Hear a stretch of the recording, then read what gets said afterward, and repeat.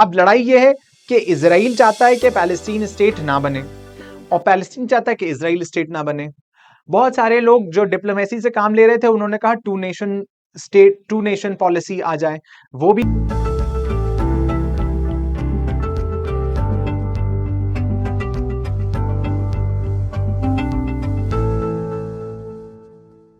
Dear students, welcome to another lecture.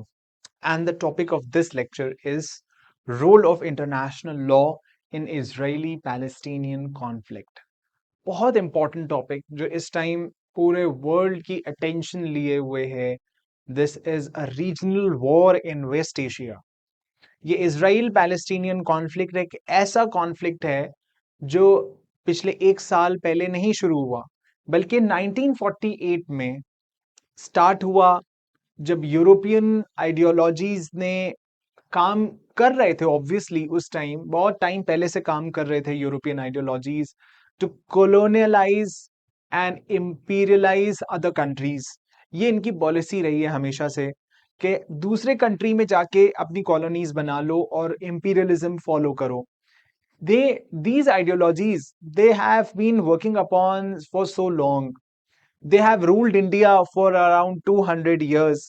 और यही European से एक ज्यू कम्युनिटी निकलकर 1948 में जाके पैलेस्टीनियन अरब्स की जमीन पर सेटल हो जाती है और वहां पर जाके उनको डिस्पजेस करती है। ये जो आइडियोलॉजी है जो उसको ड्राइव करती है, this ideology, these activities of dispossession and unsettling the Palestinian Arabs from their homeland was driven by, or is driven by, the ideology of Zionism. So let us see that since 1948 से अब तक जो होता चला आया है उसमें excessive violation of international law है by the Israelis in order to establish their own illegitimate state on the land of Palestine. Because Palestine में that land has always that land always belonged to the Palestinian Arabs. It never belonged to the people who now claim it to have claim it to own claim to own it. That is the reason why I have taken this topic, role of international law in Israeli-Palestinian conflict. Let us see. Let's not look at the versions of the Israeli. Let's not look at the versions of the Palestinians. Let's look at the version of the international law, what the international law has to say. Because according to international law, all the terrorist activities have been carried out since 1948 till today by the Israeli people, by the Israeli defense forces. They have been involved, they have been gruesomely involved in war crimes. They have been gruesomely involved in crimes against the state. They have been blatantly involved in crimes against humanity. They have committed genocide. It's not just they have come, they are doing it since last 1 year, but they are doing it since 1948. So it's a long battle. On 7th October 2023, it was Hamas, a defensive organization which was created in order to prevent itself from the attacks, violent attacks of the IDF, in Israeli defense forces or Israeli forces. They wanted to protect themselves, so they made an attack on 7th October 2023, and it was completely a defensive attack. Okay, Palestinians के साथ पूरा world 1948 से अब तक खड़ा हुआ है। Public opinion Palestinians के साथ है, लेकिन इकोनॉमिक और पॉलिटिकल एलिट्स जो वेस्टर्न कंट्रीज के हैं उनकी जो पूरी सपोर्ट है वो हमेशा एक फुल फ्लेजेड जूइश स्टेट के लिए रही, यानी कि इजराइल के लिए रही है। क्वेश्चन इज कि इंटरनेशनल लॉ इसमें क्या कहता है, क्योंकि इंटरनेशनल लॉ की सपोर्ट होना या पब्लिक की सपोर्ट होने से काफी काम नहीं चलता है। पैलेस्टीनियंस कैसे अपने आप को डिफेंड कर सकते हैं? क्या वो जाके इंटरनेशनल कोर्ट ऑफ जस्टिस में फाइट कर सकते हैं? नहीं कर सकते। क्या वो डिफेंस कर सकते हैं अपना? जितना भी वो कर सकते हैं वो डिफेंस कर रहे हैं।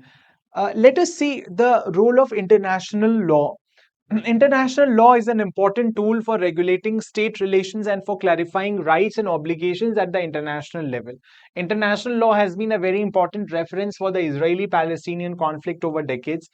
That enhanced role has been reflected in numerous resolutions by the UN Security Council and the General Assembly and UN reports. There is a lot of information on the history, timeline of the conflict and key moments and documents of the UN Committee on the exercise of the inalienable rights of the Palestinian people. Now, this is a document. This is an important document which is already before the United Nations since a very long time in numerous resolutions by the UN Security Council. See, UN Security Council में और General Assembly में और UN reports में काफी बार इस point को उठाया जा चुका है. There is a lot of information on the history, timeline of the conflict and key moments and documents of the UN Committee on the exercise of the inalienable rights of the Palestinian people. UN Committee बनी थी और उसमें यह हुआ था कि किस तरीके से पैलेस्टीनियन पीपल के इनएलिएनेबल राइट्स हैं और वो एक्सरसाइज किए जा सकते हैं. Consolidating statehood and joining key international treaties. Several international efforts have been made to resolve the Israeli-Palestinian conflict with prominent 1993 to 1995 Oslo Accords. Albeit in the last decade, the peace process has been defunct after the efforts of the Obama administration in 2013-14 failed. Several adverse developments have occurred in the last years with more illegal settlements, recognition by the US administration of Jerusalem as the capital of Israel, and lack of sustained international efforts to ensure the exercise of the Palestinian peoples of their right to self-determination. See, there has been constant denial for the Palestinian people to determine their rights of self-defense and their rights to access their own land. they have been denied because United States of America का हमेशा से एक support रहा है terrorist Israel को support करने में. उसने ही हमेशा जेरूसलम को डिक्लेयर किया कि we want to recognise Jerusalem as the capital of Israel.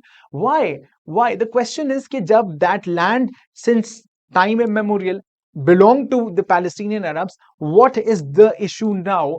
Why these people have been deliberately brought from Europe to come and settle down in a land that belonged to the Palestinian Arabs? They started committing violent attacks on the Palestinians. They started doing a dispossession, dislodging these people from their own land.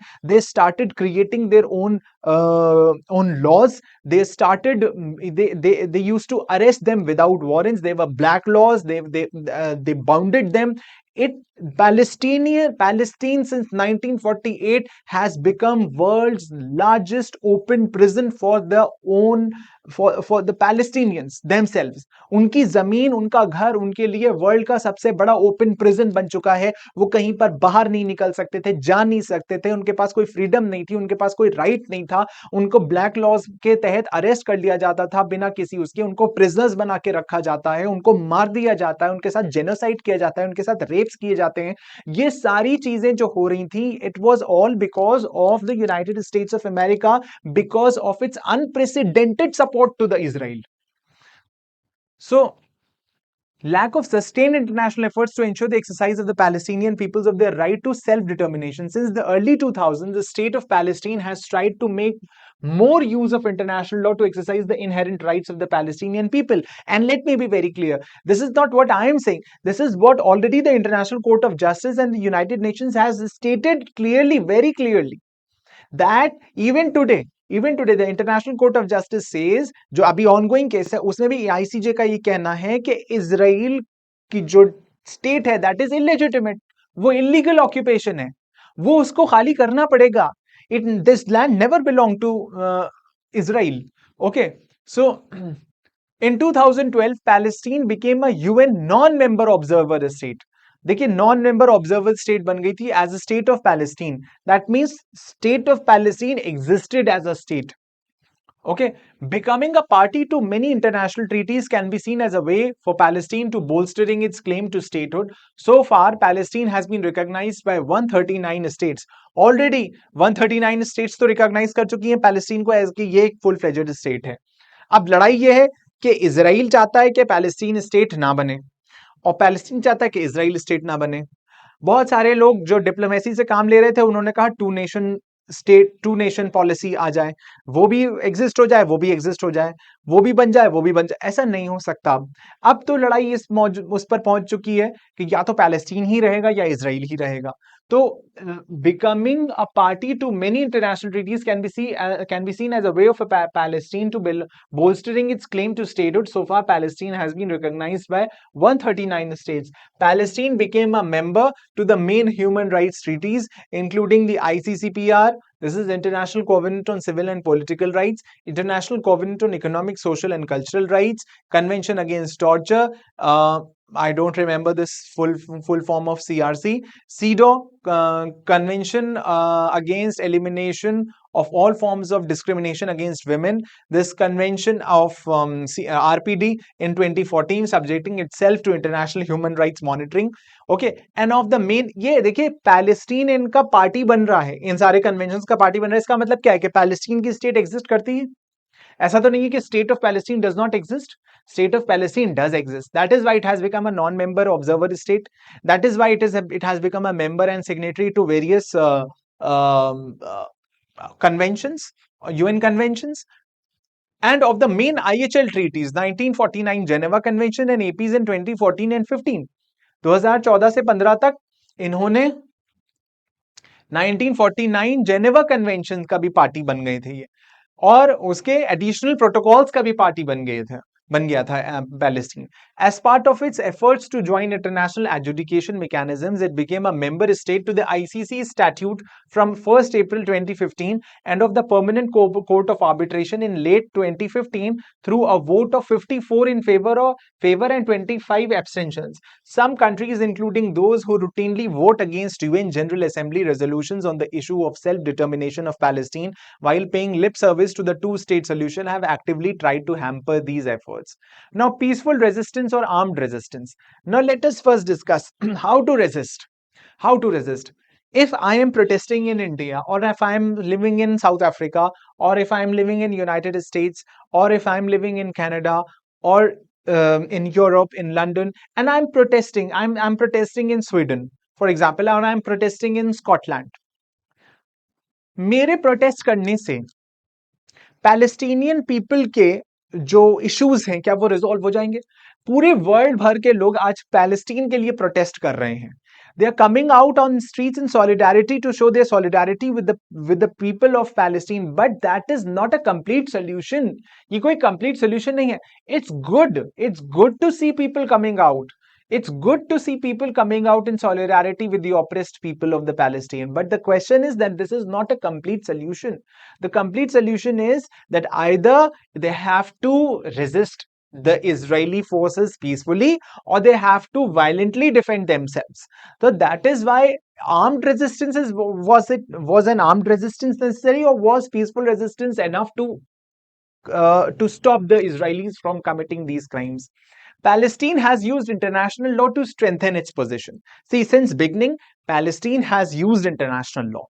It has worked. It has worked in consonance with the principles of international law. It has become a party as a non-member observer state party to the United Nations. It has become signatory and party to various conventions of the United Nations. That means it was acting in accordance with the international law. To strengthen its position, its claim to statehood, and integrate into international adjudicatory mechanisms and international human rights monitoring mechanisms. These peaceful resistance efforts have met with strong resistance from a number of Western countries, especially the US, but also others, including on the pretense that they create difficulties for non-existing political negotiations. Some countries have exercised political and economic pressure to try to force the Palestinian Authority to withdraw from these legal efforts. Now, United States especially, because it wants to be the Chaudhry of the entire world, it says that on the pretense that they create difficulties for non-existing political negotiations. Some countries have exercised political and economic pressure to try to force the Palestinian Authority to withdraw from these legal efforts. Some of the United States and its allies, they have time and again tried कि Palestine सारे ये withdraw कर ले, अपना जितना भी उसने sign किया है वो एज अ स्टेट जहां पर भी वो पार्टी बनी है वो सब वहां से विड्रॉ कर ले, क्योंकि they don't want to recognise Palestine as a state. When the Palestinian Authority tries to use international law, it is often bullied and subjected to political and financial sanctions. When the Palestinian people try to resist by force, they are invariably called terrorists and killed indiscriminately. So the question becomes, what are the Palestinian people to do to get their rights under international law, including human rights and humanitarian law? The question is, क्या international law के हिसाब से act करने में उनको उनके rights मिले? Answer is clearly no. कुछ नहीं हुआ. 1948 से 2023 तक कंटिन्यूअसली इंटरनेशनल लॉ के हिसाब से चलते रहे, लेकिन क्या हुआ नतीजा? People have lost their children, people have lost their infants, women were raped, war crimes were committed, crimes against humanity was committed, genocide was committed. What happened? Nothing happened. The question was, so the question becomes, what are the Palestinian people to do to get their rights under international law, including human rights and humanitarian law? Palestine does not have a navy, air force, or nuclear weapons like Israel, nor unconditional military and political support from the US. So international law is its strongest weapon, together with the solidarity it gets from many other states constituting the overwhelming majority of the organized international community. Some necessary final words under this section. Calls by some state representatives to eradicate or neutralize Hamas seems to have gone unnoticed by many state politicians or international lawyers. Such open-ended calls are against international humanitarian law and human rights. Okay. देखिए एक एक organisation बनी, यहां पर अब इस article में ये कहा जा रहा है कि बहुत सारी कोशिशें हुई इंटरनेशनल लॉयर्स और इंटरनेशनल एंटिटीज के थ्रू कि हमस को, जो हमस एक ऑर्गेनाइजेशन है वहां पर जो पैलेस्टीन को डिफेंड करने के लिए बनाई गई थी, वहां के इंडिजिनस लोगों ने इस ऑर्गेनाइजेशन का गठन किया ताकि जो क्राइम्स उनके ऊपर हो रहे हैं उनको रोका जा सके। ऑब्वियसली आपके ऊपर अटैक होगा तो आईपीसी में भी हम देखते हैं, और जो नए लॉज हैं उस राइट टू सेल्फ डिफेंस आता है ना, कि आप सामने वाले पर उतना अटैक कर सकते हैं जितना जरूरी है आप अपने आप को बचाने के लिए। तो जब आप अपनी अपनी पर्सन और प्रॉपर्टी को बचाने के लिए आपके पास इंडिविजुअल सेल्फ डिफेंस है, तो क्या वहां के लोगों के लिए राइट टू सेल्फ डिफेंस नहीं है? राइट टू सेल्फ डिफेंस है। Under IHL there can be no denial of quarter. This is actually a war crime. Okay तो ओपन एंडेड कॉल्स थी कि हमस को न्यूट्रलाइज कर दिया जाए या एंड कर दिया जाए. So this was have gone unnoticed by state politicians and international. Such open-ended calls are against international humanitarian law and human rights. Under IHL, there can be no denial of quarter. This is actually a war crime. So whomever makes such calls is going against this customary and treaty rule. Under international human rights law, such open-ended calls can be equated with calls to commit extraordinary killings under pretense of such actions being lawful. Protections under IHL and human rights for individuals do not cease because the state or a few states use the term terrorist on a whole people or a part of it. For example, if I'm defending myself, should I be made to call a terrorist? The question is, am I a terrorist? Who is a terrorist? Let us first discuss the definition of terrorism. The biggest parody about this international community and United Nations and United States of America is that they are fighting terrorism without having a concrete definition of terrorism. Since 1945 till today, United Nations has not been able to define terrorism. What is terrorism? It was nowhere defined. Search it on the Google and find it out. What is the is there any concrete definition of terrorism? Has the United Nations been able to define terrorism? No. Once it was brought, a definition was brought before the General Assembly, but the United States did not agree. And its allies did not agree. They abstained from it, hence it could not be passed. So, terrorism की definition ही नहीं है. हमने किस parameters के ऊपर हम terrorist बुला रहे हैं उनको. सो on a whole people or a part of it, whenever a part of it resorts to armed resistance, such protections for the Palestinian population do not disappear even when Hamas fighters commit horrific crimes as those committed on 7th October that need to be fully investigated and those responsible held to account. To be sure, Hamas fighters are a legitimate target with the additional obligation to observe proportionality and other targeting requirements, but since 7th October, there seems to be an implication by certain state representatives that any Palestinian male of military age in Gaza is a Hamas terrorist that can be killed. I hope there is no need to argue the genocidal nature of such a claim. Obviously, हर बंदा कह दे ये हमस का आदमी है, इसको मार दो, ये टेररिस्ट है. वो बंदा अपने आप को डिफेंड कर रहा है, अपनी प्रॉपर्टी को डिफेंड कर रहा है, अपनी फैमिली को डिफेंड कर रहा है, and the international community is calling them with great audacity and with greater impunity him a terrorist. Okay, Concluding remarks. The latest escalation in Gaza lays bare the hypocrisy of the West that has been neglecting the legitimate rights of the Palestinian people for decades. No real political or economic sanctions have been imposed on Israel for continuing to commit war crimes and serious violations of human rights, all of which are well documented at least since 2008. War crimes hai, sanctions hai. Real political economic sanctions have been imposed on Israel for continuing to commit war crimes and serious violations of human rights, all of which are well documented at least since 2008. Since 2008 से well documented है. Unlike the Ukrainian government, the Palestinian Authority has not received sufficient political or economic support and moreover has been politically and financially sanctioned for trying to use international law and peaceful means of resistance to further its cause. Before anyone reading this jumps from their chair, my point is not less support for Ukraine, but an equal measure of support from the West for the Palestinian people that has been struggling to enjoy its inherent human rights for decades on end. The fight of the Palestinian people for their liberation can benefit from international law, despite the ICC having been a rather cold house so far. International judicial institutions like the ICJ and ICC can assist by clarifying various contentious legal points. They can ascertain matters of state responsibility of main UN organs and third states, as well as matters of individual criminal responsibility. The question is, in the end, we can say UN member states need to take their international legal obligations to the Palestinian people seriously and deliver on them beyond the important but empty words of condemnation for the serious international crimes committed against Palestinian people year after year or escalation after escalation. So the United Nations and the international community as a whole has to make this concerted effort to give all the rights of the Palestinians back to them.